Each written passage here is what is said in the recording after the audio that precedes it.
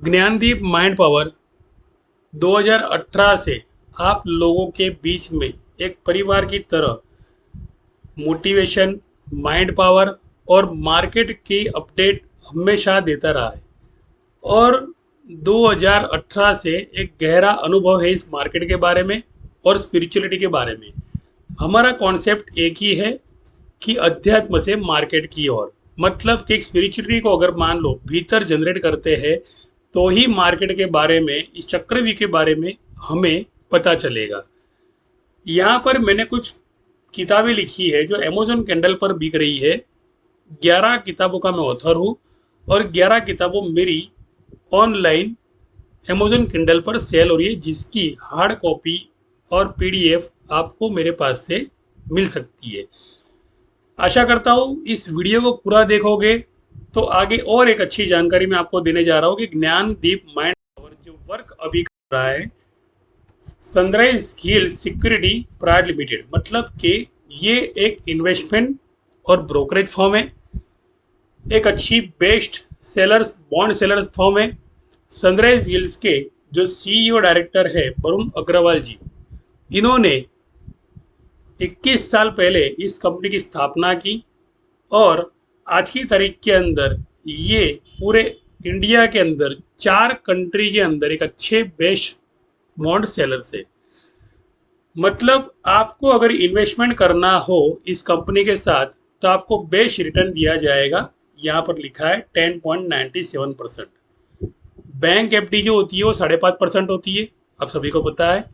और ये भी पता है कि पोस्ट कितना रिटर्न देती है। उससे अच्छे से अच्छा रिटर्न, बेस्ट रिटर्न यहाँ पर आपको सनराइज गिल्ड्स उसके ऑनलाइन प्लेटफॉर्म पर आपको दे रही है। अगर आपको इन्वेस्टमेंट करना हो तो आप इस फर्म के अंदर एडवाइजरी लेकर आप इन्वेस्ट कर सकते हो। अब जो आता हो कि बॉन्ड है क्या और बॉन्ड कहाँ पर सप्लाई चेन इसकी और डिमांड चेन कैसे बनती है। कोई भी चीज़ का एक डिमांड सप्लाई जोन होता है। जैसे आपको एक ज़रूरत है किसी चीज़ की और वो ज़रूरत पूरी करने के लिए, जैसे चावल की ज़रूरत है तो आप चावल की दुकान पर, किराना की दुकान पर जाते हो और वहाँ से आप चावल लेते हो। वहाँ पर बहुत सारे कस्टमर इकट्ठा होते हैं और अपनी अपनी ज़रूरियातों का सामान लेते हैं, जिसे कहते हैं भैया एक वेंडर जो होता है उसके पास हम जाते हैं। तो वैसे ही कंपनी को एक फंड्स की जरूरत होती है। जैसे सनराइज गिल्ड्स एंड सिक्योरिटी को फंड्स की जरूरत है, तो फंड्स है ना वो 3 जगहों से आता है। एक होता है बैंक लोन देती है, लेकिन बैंक का जो आरओई होता है वो हाई होता है, तो उसकी वजह से क्या करती है, बैंक से कोई भी कर्ज कंपनी या इंस्टीट्यूशन नहीं लेती है। दूसरा वे ये होता है कि भाई आईपीओ लॉन्च किया जाए, मतलब आईपीओ लिस्टिंग किया जाए। और आईपीओ अगर लिस्टिंग होता है तो वहां पर आपको बहुत सारी दिक्कतें आ सकती है कि जो प्रमोटर की होल्डिंग है वो बढ़ सकती है और पब्लिक को अपना हिस्सेदार बनाना पड़ता है। तो ये चीज का सामना करता है, जिससे कंपनी को काफी नुकसान भी हो सकता है। तीसरा वे ये है कि बॉन्ड अगर मान लो सेल करती है कंपनी, तो एक चीज है कि बॉन्ड की जो रिटर्न वैल्यू होती है वो जो भी बॉन्ड लेने वाला होता है, जैसे मुझे इन्वेस्टमेंट करना है सनराइज गिल्ड सिक्योरिटी के, मुझे बॉन्ड अगर बाय करने, तो मुझे जो बैंक एफडी पे रिटर्न देती है 5.5%, और पोस्ट जो गवर्नमेंट में 5.5% रिटर्न देती है, उससे तो मुझे रिटर्न यहाँ पे अच्छा ही मिलने वाला है। मतलब कि मुझे 10 से 11% रिटर्न मिलेगा। तो वो online platform, online selling bond platform की शुरुआत सनराइज गिल्ड्स ने वरुण सर अग्रवाल जी ने की है। तो आशा करता हूँ कि आप लोग इस साइट पर जाए, जिसकी डिस्क्रिप्शन में आपको लिंक मिल जाएगी। इसकी ब्रांच जो है अहमदाबाद में, दिल्ली में, बॉम्बे में और कलकत्ता में 4 सेंटर पे है, फिलहाल आगे बढ़ी हुई है। तो यहाँ पर आप विजिट कर सकते हो और रेटिंग भी देख सकते हो कि रेटिंग के सहारे इन्हें बॉन्ड सब देने वाले, मतलब कि बॉन्ड बाय करने वाले लोग मिलते हैं। अब बॉन्ड का डिमांड सप्लाई जोन जो यहाँ पर होता है SPX 300 के होता है, SPX 500 के अंदर होता है, यहाँ पर बॉन्ड का डिमांड सप्लाई जोन होता है। तो जितने भी बॉन्ड के बायर्स और सेलर्स है वो यहाँ पर खरीदारी और बिकवारी करते हैं। और NSE की रिपोर्ट के अंदर भी इसकी पूरी अपडेट होती है, मतलब कि पूरा रजिस्ट्री होता है कि भी अगर मान लो कोई कंपनी है जो बॉन्ड सेल कर रही है, तो बॉन्ड की वैल्यू जो कूपन रेट है 7.53%, मतलब कि जो बॉन्ड भी ले रहा है उसे 7.5% उसे बॉन्ड का इंटरेस्ट देना पड़ेगा। यहाँ पर 10% जो कूपन रेट है वो देना पड़ेगा। मतलब कि अगर मान लो मैं ये कंपनी के अंदर निवेश करता हूँ क्रिसिल के अंदर, तो मुझे 7.5% मिलने वाले। और रेगुलर अगर मान लो मैं 1 साल का कॉन्ट्रैक्ट कर रहा हूँ ये दूसरी कंपनी के अंदर, तो मुझे यहाँ पर 10% रिटर्न मिलने वाला है।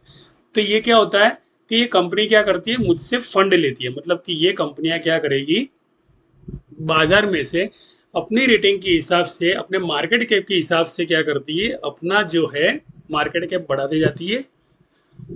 और पब्लिक से फंड लेके पब्लिक को रेगुलर 2 साल 3 साल का जो भी कॉन्ट्रैक्ट होता है उस सालों के अंदर वो कॉन्ट्रैक्ट पूरा करके उनको उनका रिटर्न देती है। मतलब जो फ्लक्चुएट रिटर्न होता है वो देना पड़ता है। तो ये होता है बॉन्ड का पूरा फॉर्मूला। अब इस बॉन्ड के फॉर्मूले को अगर मान लो आप समझना चाहते हो कि ये कहाँ पर बाय सेल होते हैं, तो इसके लिए ये आपको बॉन्ड की डिटेल जानना जरूरी है। The bond issuer is the borrower. तो मैंने पहले ही कहा कि जो बॉन्ड सेल करता है वो बोरोवर। मतलब कि अगर मान लो किसी स्टॉक का फंडामेंटल आप देखने जाते हो, तो यहाँ पर लिखा होता है कि जैसे कंपनी का एक कर्ज होता है, और कंपनी के कर्ज के ऊपर एक आरओआई होता है कि जिसे बोलते हैं कि ईपीएस होता है, earning per share share value होती है। तो सारी की सारी यहाँ पर चीजें लिखी होती है, ये आप पढ़ोगे तो ध्यान से पता चलेगा। अब जितना अर्निंग पर शेयर वैल्यू है 13.44 की, तो उतनी ही यहाँ पर डेप्थ आपको दिखाई देगी, कि उतना ही आपको डेप्थ दिखाई देगी। फिर भी मार्केट में स्टॉक के प्राइस जो है वो बढ़ते जाते हैं, और लोग जो है मुनाफा करते जाते हैं। और मुनाफा बुकिंग के बाद में कभी मार्केट गिरता है तो डिस्काउंट में माल लेकर, मतलब डिस्काउंट में शेयर्स लेकर उसी शेयर्स को ऊपर से वापस बेच दिया जाता है।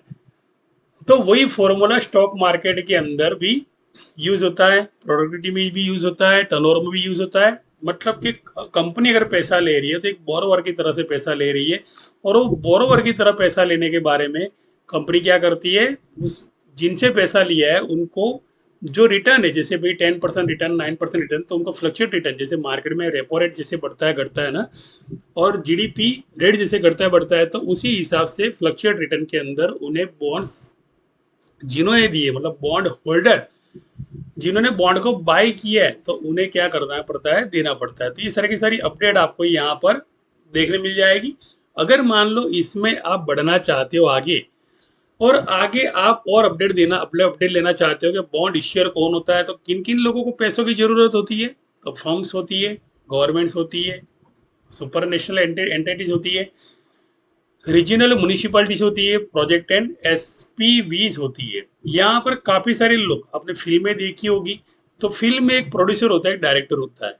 तो डायरेक्टर का काम क्या, डायरेक्शन करना, राइटर का काम क्या, राइटिंग करना। लेकिन जिन्होंने प्रोड्यूस किया है उन्होंने क्या किया है, उस पिक्चर्स के साथ कॉन्ट्रैक्ट किया कि मैं अगर मान लो 300 करोड़ का या 400 करोड़ का रिटर्न मैं यहाँ पर इन्वेस्टमेंट कर रहा हूँ, तो यहाँ पर मुझे रिटर्न इतना मिलने की संभावना मेरे पास होनी चाहिए। तो उस तरफ से क्या करेंगे ये लोग, पब्लिसिटी करेंगे, मार्केटिंग करेंगे। जैसे आप टीवी पर और रास्तों में जो बैनर आते हैं वहां पर आप एडवर्टाइजमेंट करते हो, तो उस तरह से आपको आपको मल्टीपर्स के अंदर आपको इन्वेस्टमेंट सभी बॉन्ड डीलर्स का आपको देखने मिलेगा। मतलब मार्केट कैप जो है ना इस तरफ बढ़ता जाता है बॉन्ड्स का। तो बॉन्ड इश्यूअर फर्म के बारे में लिखा है, गवर्नमेंट के बारे में लिखा है, यहाँ पर सुपर नेशनल एंटिटीज के बारे में लिखा है। ये सारी की सारी चीजें अगर विस्तार में पढ़ना चाहते हो और समझना चाहते हो, तो चैनल को आज क्या करना है, लाइक करना है, सब्सक्राइब करना है, और आगे बढ़ना है हमारे साथ इस सफर के अंदर।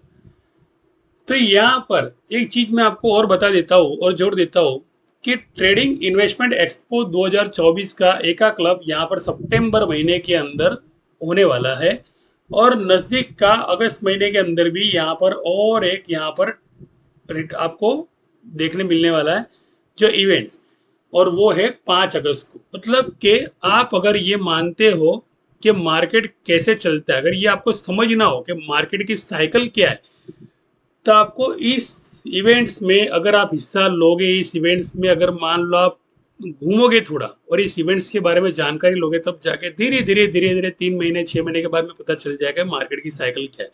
यहीं पर सारे के सारे जो सप्लाई चेन वाले होते वो आते, डिमांड चेन वाले भी आते, दोनों के दोनों इकट्ठा होते, दोनों के बीच कॉन्ट्रैक्ट होते। मतलब दोनों तरफ अगर मान लो मुनाफा है, दोनों डील में मुनाफा, जो बाय करता है उसे भी मुनाफा चाहिए, जो सेल करता है उसे भी मुनाफा चाहिए, दोनों पक्ष को मुनाफा है। तो मुनाफा कहाँ पर मिलेगा? जो बाय कर रहा है, मान लो भी मैं खरीद रहा हूँ और मुझे आपको रिटर्न देना है, तो मेरी प्रोडक्टिविटी हाई लेवल की होनी चाहिए, मेरा मार्केट कैप हाई लेवल का होना चाहिए। अगर मान लो मैं टी शर्ट बना रहा हूँ, तो मेरे टी शर्ट की जो डिजाइन है, लोगो है, जो उसका अट्रैक्शन है, उसका फैब्रिक कपड़ा है, ये सारा का सारा गुड लुकिंग होना चाहिए, जो अट्रैक्ट करने वाला होना चाहिए। मतलब सारी की सारी प्रोडक्ट को ध्यान में रखकर उसके बाद में इस बॉन्ड का पूरा इन्वेस्टमेंट होता है। बॉन्ड से ही, मतलब आपने सुना होगा कि फंड रेजिंग के बारे में सुना होगा, तो फंड रेजिंग का मतलब ही ये है कि बॉन्ड का इश्यू होना, मतलब कि बॉन्ड का इश्यू होना। तो वो सारे के सारे बॉन्ड इश्यू आपको इन सारे इवेंट्स के अंदर देखने मिलने वाले हैं। आशा करता हूँ और अच्छी जानकारी मैं आगे की वीडियो में देना चाहता हूँ, लेकिन उसके लिए आपको करना कुछ नहीं है, चैनल को लाइक करना है, सब्सक्राइब करना है और शेयर करना है। एक अहम चीज मैं आपको बता देना चाहता हूँ कि इसी बॉन्ड का इन्वेस्टमेंट आपने अगर फ्यूचर ऑप्शन कॉन्ट्रैक्ट देखे होंगे ऑप्शन के अंदर, तो उसमें भी इसका यूज हुआ है।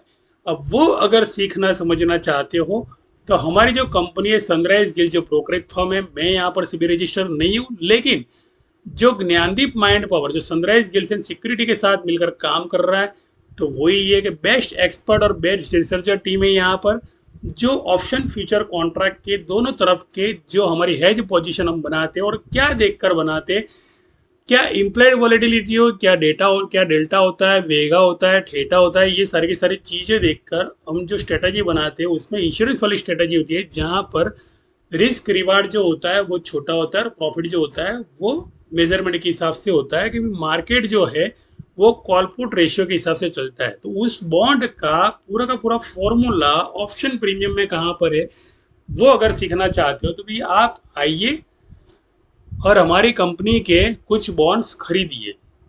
आशा करता हूँ इस वीडियो और वाणी के साथ मेरे शब्दों को विराम देता हूँ। थैंक यू, धन्यवाद, शुक्रिया, आभार।